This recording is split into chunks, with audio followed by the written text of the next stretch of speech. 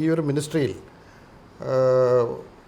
വിവാദങ്ങളൊന്നും കേൾക്കാത്ത, അഴിമതി ആരോപണങ്ങൾ നേരിടാത്ത ഒരു മന്ത്രി.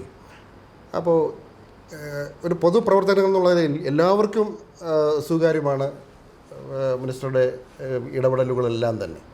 ഇതിൻ്റെ ഒരു രാഷ്ട്രീയ ഗിമ്മിക്ക് എന്താണ്? വിവാദങ്ങളൊന്നും മന്ത്രിമാർ തീർക്കുന്നതല്ല, പുറമേക്ക് നിൽക്കുന്ന ആൾക്കാരാണ് ചിലതിനൊക്കെ വിവാദമാക്കണം എന്ന് ആലോചിക്കുകയും വിവാദങ്ങളെ തീർക്കുകയും ചെയ്തത്. അവർക്കെല്ലാം അതിൻ്റേതായ ചില ഉന്നങ്ങളുണ്ട്, ലക്ഷ്യങ്ങളുണ്ട്. ഈ ഗവൺമെൻറ്റിലെ ഒരാൾക്ക് നേരെയും അഴിമതി ആരോപണം ഉണ്ടായിട്ടില്ല. എനിക്ക് നേരെ മാത്രമല്ല, ആർക്ക് നേരെ ഉണ്ടായിട്ടില്ല. പക്ഷേ വിവാദങ്ങൾ ഈ തരത്തിൽ അതെല്ലാം വിവാദങ്ങളാക്കാൻ വേണ്ടിയിട്ടായിരുന്നു. കേരളത്തിൻ്റെ നിയമസഭയിൽ എഴുതി കൊടുത്ത ഏതെങ്കിലും തരത്തിലൊരു അഴിമതി ആരോപണം ആർക്കെതിരെയെങ്കിലും ഉന്നയിക്കാൻ കഴിഞ്ഞിട്ടുണ്ടോ? അതൊക്കെയും ഈ ഗവൺമെൻറ്റിൻ്റെ ഭാഗമായി നിന്ന, ഈ മന്ത്രിസഭയുടെ ഭാഗമായി നിന്ന മന്ത്രിമാരെയെല്ലാം നയിക്കുന്ന രാഷ്ട്രീയത്തിൻ്റെ പ്രത്യേകതയാണ്. എൻ്റെ ജീനിൻ്റെ പ്രത്യേകത അല്ലാതെ അതിനപ്പുറത്തേക്ക് ഇടതുപക്ഷ രാഷ്ട്രീയത്തിൻ്റെ ജീനിൻ്റെ പ്രത്യേകതയാണ് അതെന്നാണ് നാം എല്ലാം മനസ്സിലാക്കേണ്ടത്. ചേർത്തല കൊടുമ്പിരിക്കൊണ്ട മത്സരമാണ്. കഴിഞ്ഞ തവണ 47% വോട്ട് നേടിയാണ് അവിടെ ജയിച്ചു കയറിയത്. ഇത്തവണത്തെ പ്രതീക്ഷ എങ്ങനെയാണ്? വിജയിക്കുമെന്ന് തന്നെയാണ് പ്രതീക്ഷ. വിജയിക്കുമെന്ന് പറയുമ്പോൾ വോട്ട് ശതമാനം കുറയുമെന്നാണ്. അത് അതിൻ്റെ പഴയ ഒരു ട്രെൻഡിലേക്ക് എത്തില്ല എന്നുള്ളൊരു നേരത്തെയുള്ള രീതിയിൽ തന്നെ വോട്ട് ലഭ്യമാകും എന്ന് തന്നെയാണ് ഇടതുപക്ഷ മുന്നണി കണക്കാക്കിയിരിക്കുന്നത്. 5 കൊല്ലം മുമ്പ് ഞാനവിടെ മത്സരിക്കാൻ ചെല്ലുമ്പോൾ ഞാനൊരു പുതുമുഖമായിരുന്നു. മഹാഭൂരിപക്ഷം ആളുകൾക്കും ഒരു പുതുമുഖം തന്നെയായിരുന്നു ഞാൻ. ഇടതുപക്ഷ മുന്നണി പ്രവർത്തകർ നല്ല പ്രവർത്തനങ്ങൾ കാഴ്ചവെച്ച് ആ തെരഞ്ഞെടുപ്പിൽ വിജയിക്കാനായി.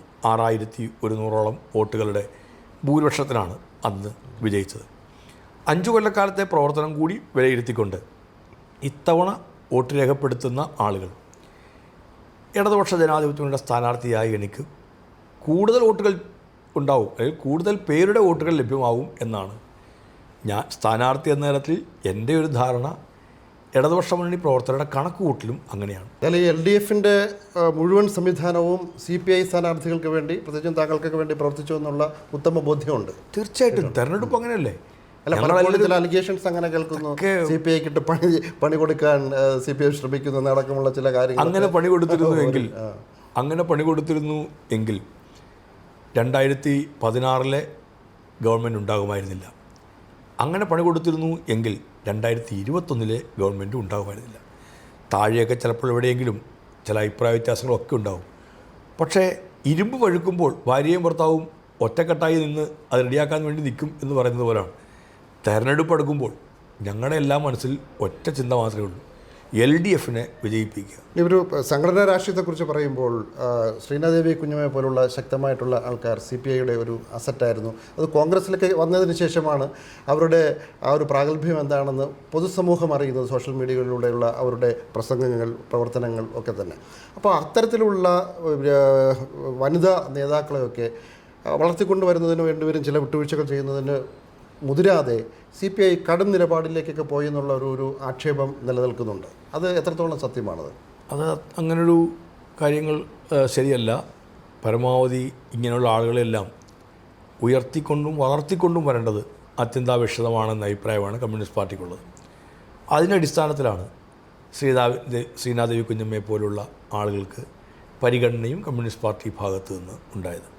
പ്രാദേശികമായി ഉണ്ടാകുന്ന പ്രശ്നങ്ങളാണ്, മനുഷ്യരെല്ലാം കൂടി ചേരുന്നതല്ലേ. അപ്പോൾ അതിൻ്റെ അടിസ്ഥാനത്തിൽ അതിൻ്റെ മനുഷ്യർക്കുണ്ടാകുന്ന പ്രശ്നങ്ങളെല്ലാം പാർട്ടി സംഘടനാ രംഗത്തേക്കും എല്ലാം വരാറുണ്ട്. അത്തരം കാര്യങ്ങൾക്കകത്തെല്ലാം ചില നിലപാടുകൾ പാർട്ടിക്ക് സ്വീകരിക്കേണ്ടി വരും. പാർട്ടി എന്നാൽ ആ നിലപാട് കൈക്കൊള്ളുന്ന ഒരു ഘടകത്തിൻ്റെ ഭൂരിപക്ഷം തന്നെയാണ്. ആ ഭൂരിപക്ഷം അതിൻ്റെ അടിസ്ഥാനത്തിൽ ചർച്ചകൾക്കൊക്കെ അടിസ്ഥാനത്തിൽ ചില നിലപാടുകളിലേക്കും തീരുമാനങ്ങളിലേക്കും എത്തും. അത്തരം തീരുമാനങ്ങൾ ചിലപ്പോൾ ഉൾക്കൊള്ളാൻ പ്രയാസമായി വരുന്നവരുണ്ടാവാം. അതൊക്കെയാണ് ചില മാറ്റങ്ങളിലേക്കും മറ്റും എത്തിയിട്ടുള്ളത്.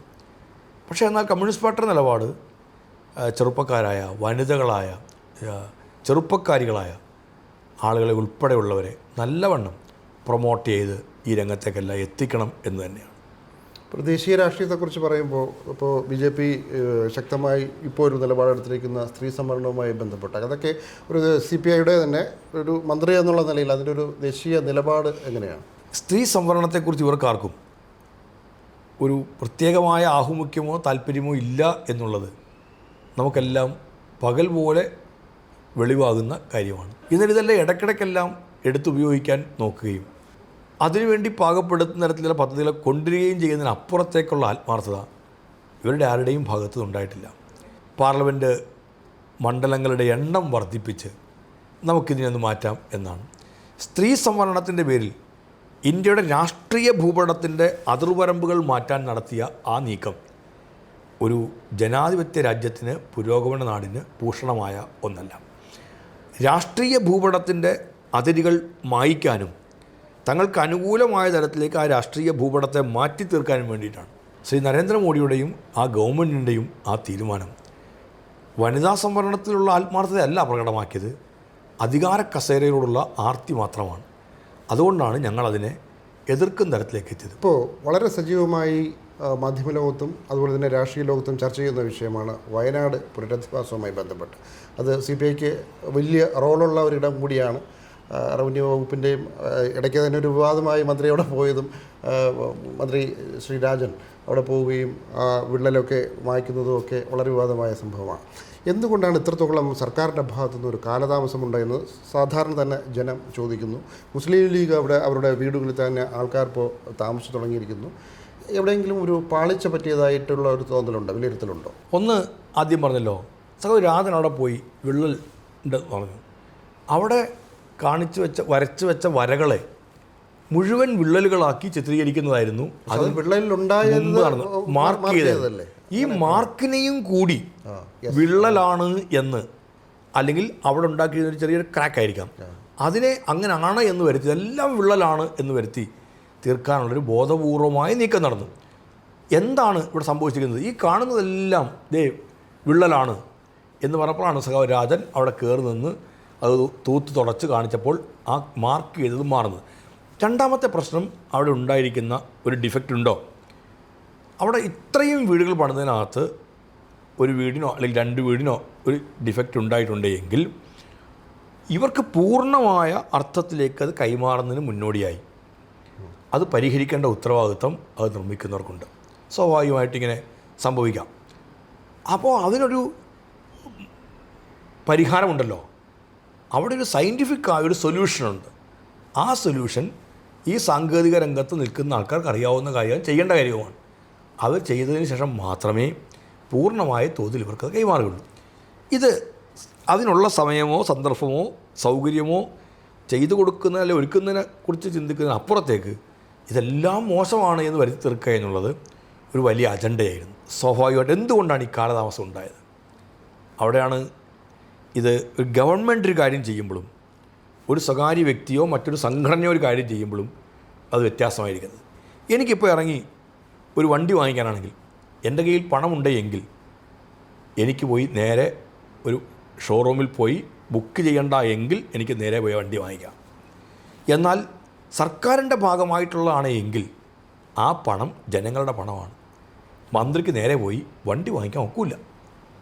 മന്ത്രിക്ക് അത് പോകണമെങ്കിൽ ആ വണ്ടി വേണമെന്നുള്ളതിനെക്കുറിച്ച് അതിൻ്റെ ഒരു റിപ്പോർട്ട് തയ്യാറാക്കിച്ചിട്ട് ആവശ്യകത ബോധ്യപ്പെട്ട് ഏത് വണ്ടി എന്നുള്ളതിനെക്കുറിച്ച് നോക്കി, അതിൻ്റെ വിലയുടെ കാര്യം നോക്കി, എവിടെ നിന്നാണ് എങ്ങനെയാണത് വാങ്ങിക്കുന്നത് ഉൾപ്പെടെ എല്ലാം നോക്കി അതിന് പരിശോധിക്കാനുള്ള സംവിധാനം നമ്മുടെ മുമ്പിലുണ്ട്. നമ്മൾ 2 പേരുമാണ് വണ്ടി വാങ്ങിക്കുന്നത്. താങ്കളുടെ പണം ഉപയോഗിച്ച് വണ്ടി വാങ്ങിക്കുന്നു, ഞാൻ സർക്കാരിൻ്റെ പണം ഉപയോഗിച്ച് വണ്ടി വാങ്ങിക്കുന്നു. നമ്മൾ 2 ആളും വണ്ടി വാങ്ങിക്കാൻ പോയാലും നിങ്ങൾ വണ്ടി വാങ്ങിച്ചപ്പോൾ കുറേ ദിവസം കഴിഞ്ഞ് മാത്രമേ ഈ പേപ്പർ വർക്കുകളെല്ലാം റെഡിയാക്കി ഇതിൻ്റെ കൃത്യമായി എല്ലാം പരിശോധിച്ച് അതിലേക്ക് പോകാൻ പറ്റത്തുള്ളൂ. അത് പൊതുപണമാണ്. അത് പൊതുപണമാണ്. 2, നമ്മൾ ഈ ഭൂമി ഇനി വയനാട്ടിലേക്ക് തന്നെ എത്തും. വയനാട്ടിലേക്ക് എത്തുമ്പോൾ വയനാട്ടിലെ ഈ കെട്ടിടം നിർമ്മിക്കാൻ വേണ്ട ഏറ്റവും പ്രധാനപ്പെട്ട കാര്യം എന്താണ്? ഭൂമിയാണ്. എവിടെ നിർമ്മിക്കും? ഒന്നാമത്തെ ചോദ്യം അതായിരുന്നു. ഞങ്ങൾ പരിശോധിക്കുമ്പോൾ എന്തായി വന്നത്? നാളെ ഇത്തരത്തിലുള്ള ഒരു മണ്ണിടിച്ചിലോ ഭൂചലനത്തിൻ്റെയോ ഒരു സാധ്യതയുമില്ലാത്ത ഒരു ഏരിയ വയനാട്ടിൽ കണ്ടുപിടിക്കേണ്ടതായി വന്നു. അവിടെ ആയിരിക്കണം ചെയ്യേണ്ടത്. നമ്മൾ ചെയ്യുന്നത് വേറെ ഒരു തരത്തിലും ബുദ്ധിമുട്ടുള്ളിടത്തേക്ക് ആവരുത്. ഇടതുകാലിലെ മന്ത് വലതുകാലിലേക്ക് മാറ്റുന്നു എന്നൊക്കെ പറഞ്ഞ പോലെ ആവാൻ പാടില്ല. ഒരിക്കലും ഒരു പ്രയാസം ഇല്ലാത്ത ഇടം വയനാട്ടിൽ നിന്ന് പോവുകയുമില്ല. അത് അവിടുത്തെ ജനങ്ങൾക്ക് ബോധ്യമാണ്. അപ്പോൾ അങ്ങനെ നമുക്ക് അങ്ങനെയുള്ള ലാൻഡുകൾ നോക്കി. നോക്കുമ്പോൾ ഈ ലാൻഡെല്ലാം ആരുടെയിലാണ്? സ്വകാര്യ എസ്റ്റേറ്റുകളാണ്. ഒരു സ്വകാര്യ വസ്തു ഏറ്റെടുക്കണമെങ്കിലുള്ള തടസ്സങ്ങൾ എത്രമാത്രമാണ്? അപ്പോഴേക്കും ഇത് കോടതിയിൽ കേസായിട്ട് പോയി, സർക്കാർ എടുക്കാൻ പോവാണ്. ഒരു സ്വകാര്യ വ്യക്തിക്ക്, മുസ്ലിം ലീഗിന് അല്ലെങ്കിൽ വേറെ ഏതൊരു പാർട്ടിക്ക് ഒരാളുടെ അടുത്ത് തരും, താങ്കൾക്ക് ഭൂമിയുണ്ട്, നിങ്ങളുടെ 10 ഏക്കർ ഭൂമി അല്ലെ 5 ഏക്കർ ഭൂമി നിങ്ങളുമായൊരു ധാരണ എത്തുന്നു.